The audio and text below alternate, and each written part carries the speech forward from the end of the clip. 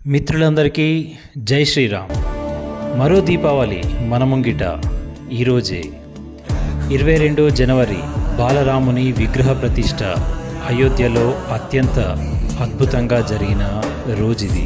ఈ రోజున మరో దీపావళి భారతదేశమంతా జరుపుకోవాల్సిందే. రాముడొచ్చాడు, ఘన శ్యాముడొచ్చాడు, రాముడొచ్చాడు, మేఘ శ్యాముడొచ్చాడు. జగతి మెచ్చిన రాజ్యమందు, కొలచి మెచ్చిన ప్రజల ముందు కొత్త గృహమును అడుగు పెడుతూ రాముడొచ్చాడు, మేఘ శ్యాముడొచ్చాడు.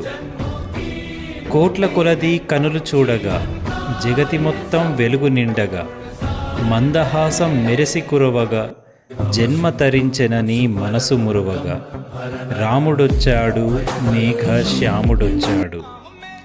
రెండు కనులు చాలవేమో చూడ చక్కని రాముణ్ణి చూడగా, దిష్టి చుక్కలు చెక్కినేమో సీతమ్మ తల్లికి ఎదురుపడగా, రాముడొచ్చాడు, మేఘ శ్యాముడొచ్చాడు.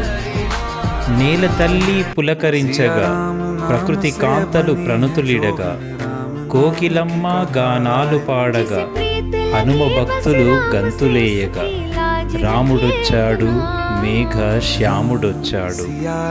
దుష్ట శిక్షణ చేయువాడు, సజ్జనుల కాపాడువాడు, యుగ యుగమ్మున జన్మించువాడు, అభయమిచ్చే కోదండ రాముడు.